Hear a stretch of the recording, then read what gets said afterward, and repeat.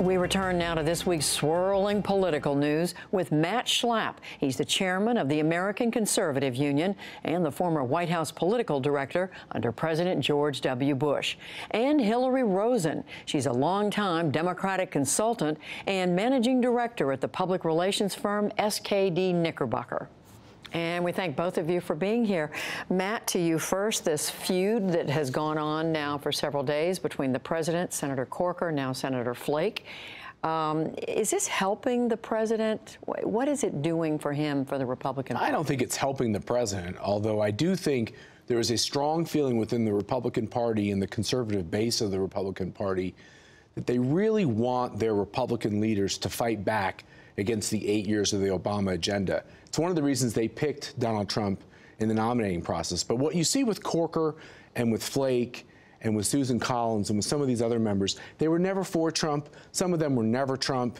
And after a year, that relationship has just not mended, and it's not going to mend. Hillary Rosen, how do you look at this? Well, I think that, the fact that they're both stepping down, I think, is actually a long-term victory for President Trump. My guess is they're going to be replaced by potentially, well, Arizona has a potential for a Democratic pickup, but, in Tennessee, by a senator who's probably going to be more loyal to President Trump. His problem, though, is short-term, which is over the next, year and a half, do they hurt his ability to get things through the Senate? And I think they do. So I think it was short-sighted to pick this fight as early as they did, and I think he's going to suffer for it on Capitol Hill. Matt, you can comment on that. I also want to ask you about what Congressman Charlie Dent said to me in that interview a few minutes ago, where, among other things, he said he thinks this has become too much about one man rather than about the Republican Party. He said there's this loyalty test, and he thinks the president or Steve Bannon are trying to remake the GOP into the image of Donald Trump. Presidents lead their parties. And when I was at the White House, one of the things I did is work with candidates like Charlie Dent. I consider Charlie Dent a friend. Charlie Dent is a moderate, and the party is dominated by conservatives. Moderates and conservatives have to learn to work together, and we have historically. But there's a new element of some of these more independent-minded people who also want to join our coalition. I'm all for it. And those people in the Republican Party who don't want to expand the party, they're making a huge mistake, because if you don't get the 51 in America, if you don't get a majority of the electoral votes in the presidential race, you don't win. And I want to win races. So, Hillary Rosen, looking at this from the other side of the political aisle, does it look like this is getting the Republican Party stronger or not? Well, I think it's getting more concentrated. And so I think if you look in particular areas like at Tennessee, it becomes stronger if you look at what happened in Alabama when the conservative candidate won the Republican primary. So I think it essentially creates more division and less incentive for more conservative Republicans to want to compromise and work with Democrats, I think. But it also puts places in play that may not have been in play, like Arizona. And, I think we can pick up a Democratic seat in Arizona because moderate Republicans and independents have sort of been driven away from due to the kind of combativeness of Donald Trump. Let me just quickly address this. Jeff Flake was at 18% amongst Republicans in Arizona. He had no shot of winning. Bob Corker wouldn't get out of a Republican primary in Tennessee. Same for Susan Collins if she ran for governor of Maine. These people who are bellyaching are people that had political problems in their states, and they were going to lose anyway. So that's what's important here. But their independence is valued. Yeah. But their independence is valued by the middle of the spectrum there, and that's where you're fighting for election in those Senate races, I think. I want to turn you both to these reports, Matt, in the Washington Post and other news organizations, that the Hillary Clinton campaign was among those Democrats who were funding this so-called dossier research into President Trump's connections to Russia. What's the consequence of this? Well, it sure muddies the waters for people who believe that the special counsel investigation and this whole concept of Russian collusion is a Trump problem. We now learn that one of the people running against Trump in the Republican primary started this process, somehow tipped off Hillary Clinton and the Democrats that they had worked on this dossier.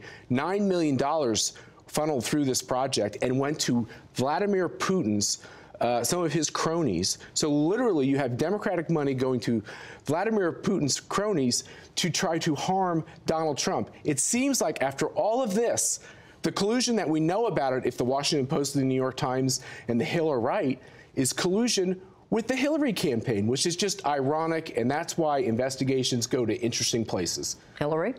Well, let's be clear. Donald Trump and his administration are under investigation because he fired the FBI director who was investigating countless meetings between his campaign officials and Russians, and that his top lieutenants did not disclose multiple amounts of those meetings in their form. So that's why that investigation is going on. I think this dossier only muddies the water from a rhetorical standpoint, not from the investigation standpoint. It's mere opposition research that a candidate did during the campaign. There's no suggestion of any kind of government involvement. It was actually a British ex-British spy who ended up doing the majority of this work. It had nothing to do with Russia. I think it's interesting. I don't think that we're going to see anything happen here with respect to that. I think, you know, Mueller has what he'll have.